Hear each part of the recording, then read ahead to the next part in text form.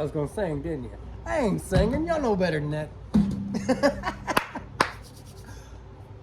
What do I got for you? What do I got for you? Nothing working. I've got. Man, I've got some stories for y'all. D1. Alcohol may or may not be a factor. You guys been with me long enough. If you're a new subscriber, you don't know what to expect. This is part of it. I had 56. I had 55.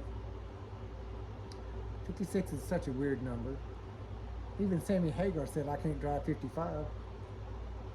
Whoever you are, was, or were, deuces. Deuces. You'll never be missed. But thank you. Thanks for trying out, champ. Tonight's, what do I say, repertoire? Forte? Some French word I don't know. 2 beers in a bar stool. Matt and the Sauce. Intellectual potheads. That's easy for you to read, but for me it's backwards. 2 beers in a bar stool. If you guys know Joey Newsom, Joey Newsom, he was street commissioner for a little while.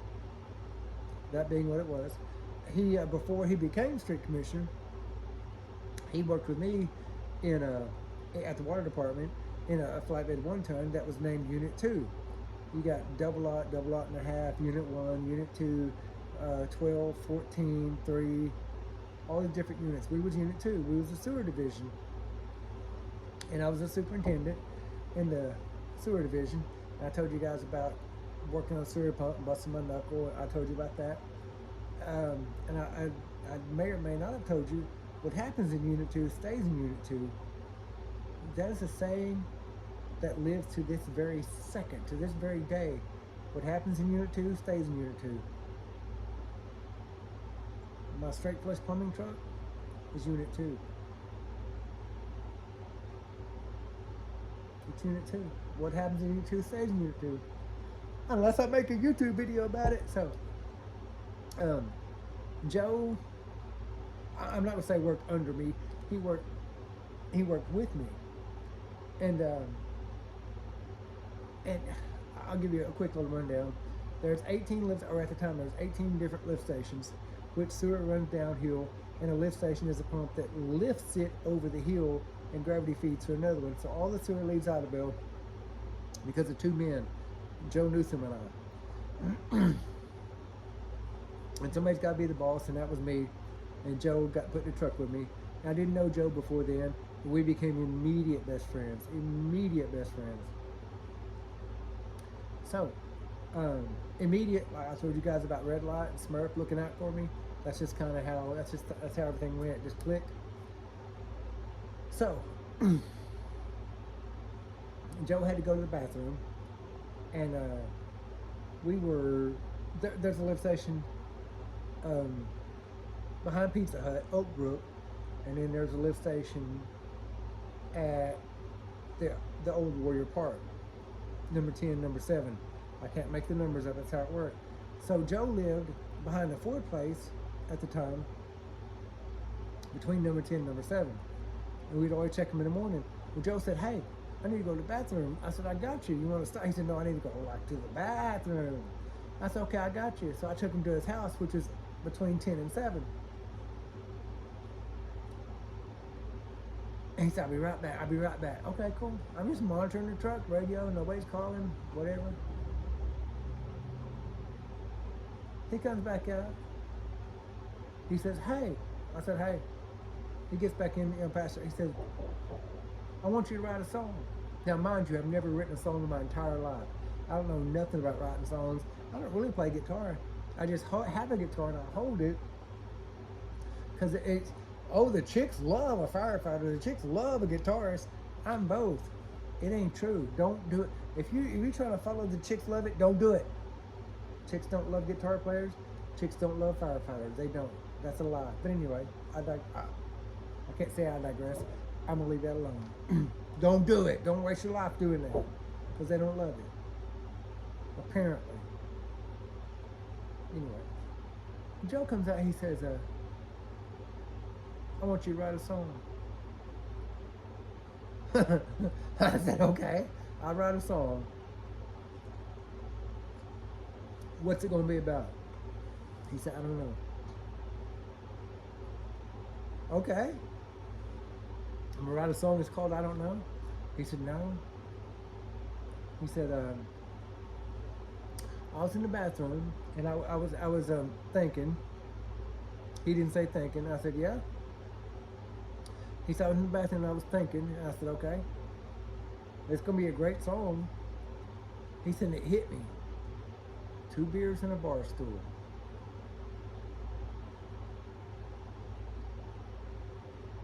Okay, and what else? I don't know what else. You're the songwriter. I'm not the songwriter. I'm a dude that owns the guitar. I said, man, that's okay. What are we going to do with it? He said, I don't know. Okay. This is like 8:30, 9 o'clock in the morning. We got off work at 4:30. And I called him like at 5, and I called, and now I'm single and I'm living, over in Ash Street, and it's a horrible time of my life. So, you want a sad song? I could have wrote you one. So I called him. Man, at 9 o'clock I show up at his house with my guitar. I said, hey, and I've got a whole song, a sad song, built around 2 beers in a bar stool, and I played it every time, to this day. To this day, Joe Newsom, if you're watching, I know you're not gonna see this. To this day, that was that 20 years ago? 15, 16, it's God, it's been a long time ago. To this day, if Joe Newsom calls me and says, hey, play that song for me.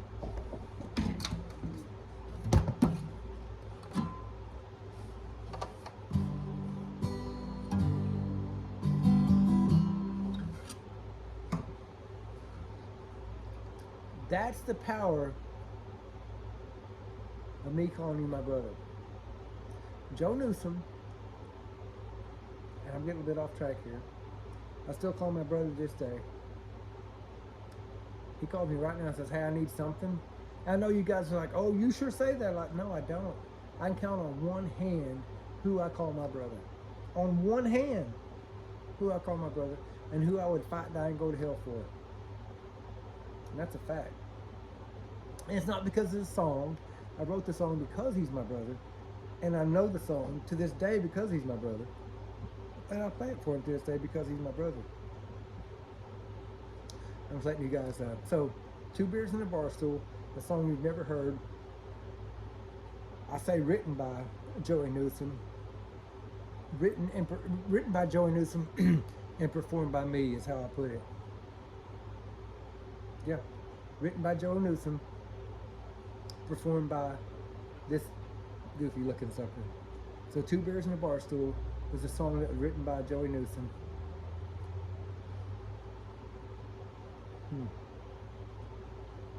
It's a whole song. You have to request that you hear it. I'm not gonna do it live. I'm not gonna do it. So that's just 2 beers in a bar stool. Matt and the Sauce. Matt Bryan. Your mom, Matt, your mom might have been the one that unsubscribed. I don't know. I don't know if she watched these. I don't know. Angel, if you're watching, I did not mean to do this to him. I did not mean to do this to your son. But he was hurting, and I thought I was helping him out. He said, man, he said, I'm locked up. I'm locked up. He's patting his belly. I said, what do you mean? He said, I can't go. I said, he said, I ain't playing. It's been a week. He said, my nerves are messed up and everything, and nothing's right. I said, bro, I got you. Let me go over here to the store. We was on duty together. I said, let me go over to the store and get some Epsom salt. He said, man, I don't need no crazy ass redneck. I said, call it what you want, Imodium or fibro. Take whatever you want. He said, I've been taking it, ain't working. I said, so you've tried all that? He said, yeah, I've tried all that.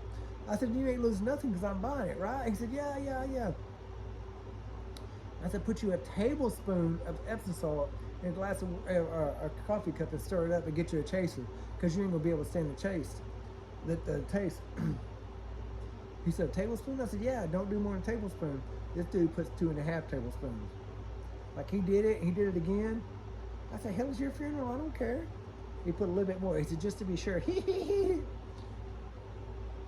said, get you some grape juice, get you something strong, get you some coffee, get you something to chase it, because you're not going to like me if you drink it straight. Oh, her fireman hat. Okay, cool. You do you, brother, you do you.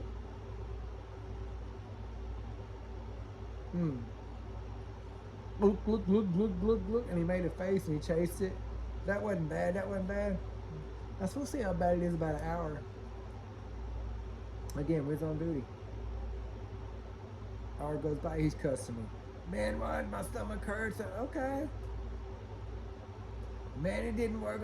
Don't worry, it's going to work. It may not work on your schedule, it may not work on my schedule, but when it works, you're going to be able to stand flat-footed and shit over a telephone pole. Just wait. He didn't make the 2-hour mark. Oh my God. Bless his heart. And this was, man, I don't even know what time it was in the morning. It was bad, bad, bad, bad in the morning. And I didn't see him the rest of the day. I heard him all day, but I didn't see him the rest of the day. He'd come in bragging, well, fellas, I feel like a new, uh-oh. Nope, he felt like an old habit is what he felt like. Because it became an old habit at this point. Oh my, bless his heart. The next shift came around, I think he was finally straightened out. He was mad at me. Why are you mad at me at work? It worked too good. I didn't tell you to put 2.5 scoops. I didn't tell you to do that. I said 1. 1 wouldn't have worked. Then why are you mad at me? Matt and the sauce. Love you to death, brother. Love you to death, but you did it to yourself. Angel, I didn't do it to him. He did it to himself. It wasn't me. It wasn't me. Intellectual potheads. Okay, all right. This video's at 13 minutes. I'm going to try to make this one quick. 16, 17, 18, I smoked marijuana. Facts. Can't hide it. Won't hide it. Not ashamed of it.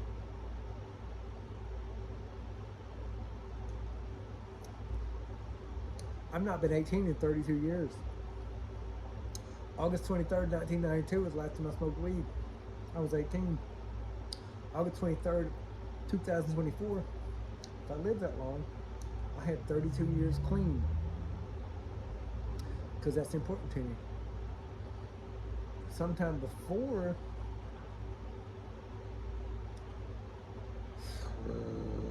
August 28th of 1992, Ian Dillard and I, if you guys knew Ian,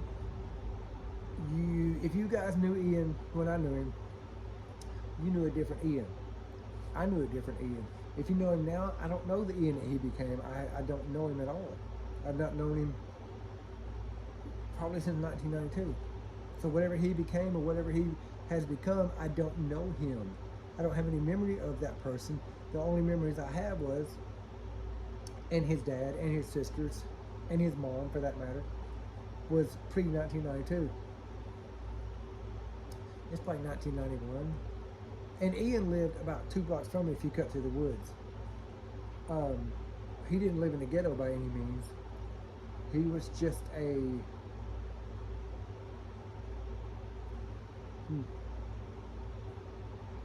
He was just a dude trying to find his way. And I was just a dude trying to find my way. And I'll leave that alone. I'm not going to name a bunch of names, but there was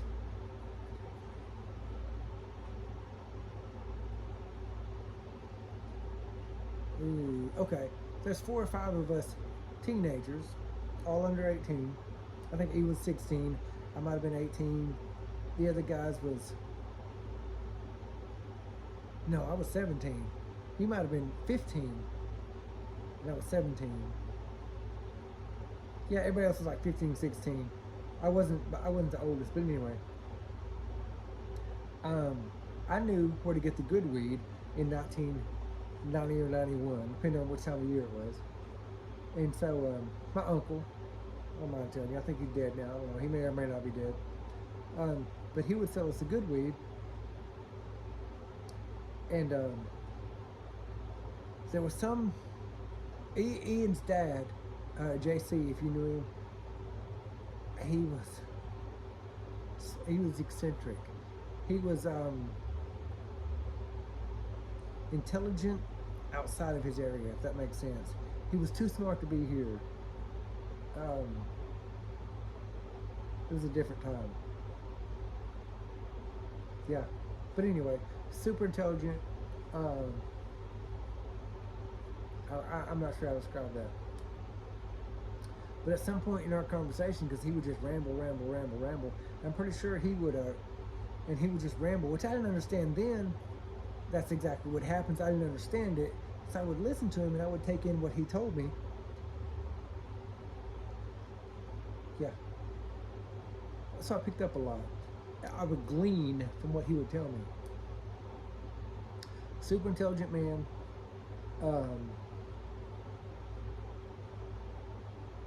Ian,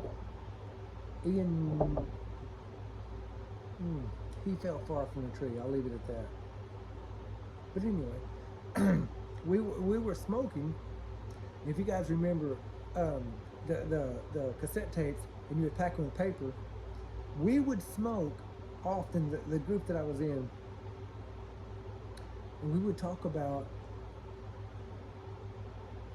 like, the stuff we would talk about was world changing. Like, we cured cancer, we ended world hunger, we created world peace. Like, we knew, like, we tapped into a psyche that you mere mortals could not comprehend. And we were sure of it, but we couldn't remember what the hell we talked about. Kenneth Crowe, he was one of them. John Kenneth Crowe. He was there. Yeah, we tapped into a beyond mortal comprehension. And we would have tidbits of memories, but we wouldn't, we was fuzzy on the details. Somebody, maybe Ian, maybe Kenneth, I don't know. Let's record it. Let's stop recording the radio on our toilet tissue packed cassette tapes, and let's record ourselves. Game changer, because we're down. I'm gonna talk to my uncle. We're gonna get the best stuff ever, because we're gonna be famous. We're gonna be rich. We're gonna do it. By God, we're gonna do it. And we're not rolling our joints in toilet paper today. I'm buying zigzags, because that's how serious I am.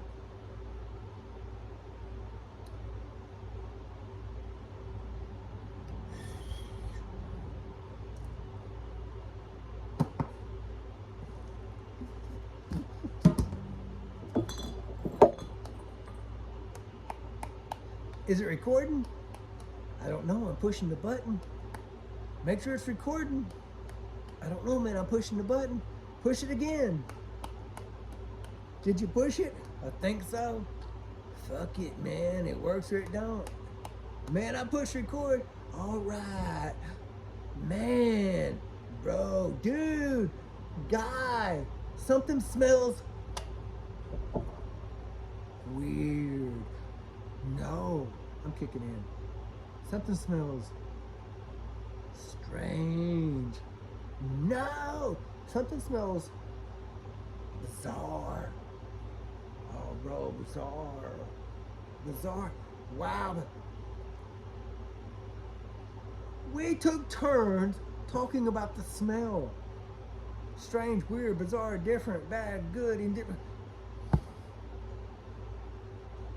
I think the batteries died, and we played it back, and I can tell you, I can take you right now to this exact spot where we burned that stupid tape at.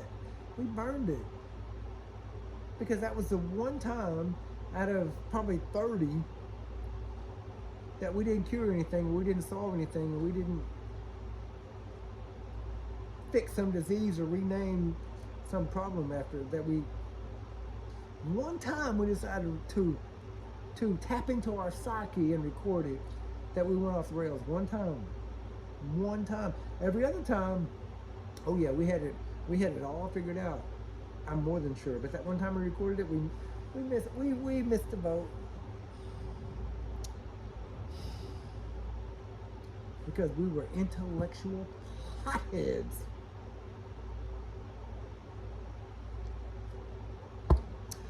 Oh man, this one went long. It went at least 21 minutes. Intellectual potheads. I told you guys that I got my shirts from Ricky Dye. I did. They're amazing. You need to get your shirts too. Ricky Dye gives me a shout out, and I will do my damnedest to give him a shout out. Donor, I missed you the other day, brother. I hate that. I'm so sorry. I didn't mean for the whole world to crowd around me like mosquitoes. I didn't. Donor Livingstone, Traveling Man. Shit, I don't know. Ricky Dye, Growing Up Rough. Go get a shirt. Tell him I sent you.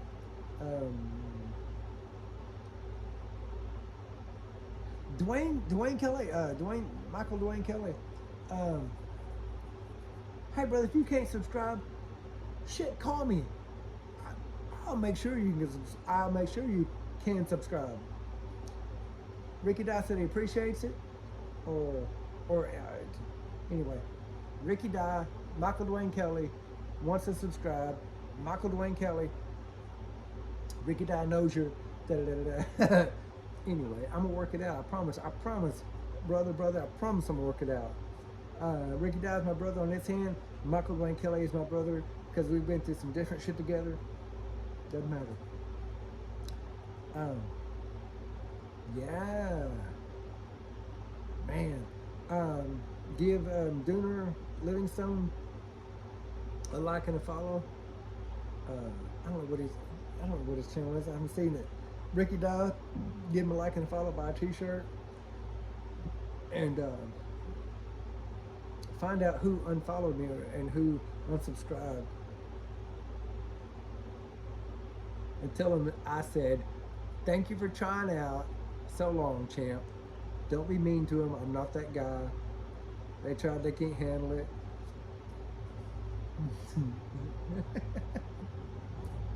Hey, you tried. I ain't for everybody. I told you guys that. 23 minutes. I'm going to upload it to all my regulars. Blake, we got everything solved. Blake Bell, we got everything solved. It's not a big deal. It's not going to be a big deal. I'm not going to make it a big deal. Everybody at the IPD, love you guys to death. Hope this gets you through 24 minutes of boredom. Call me if you need me, I'll be there. Miss Sheila, Miss Bonnie, Angel.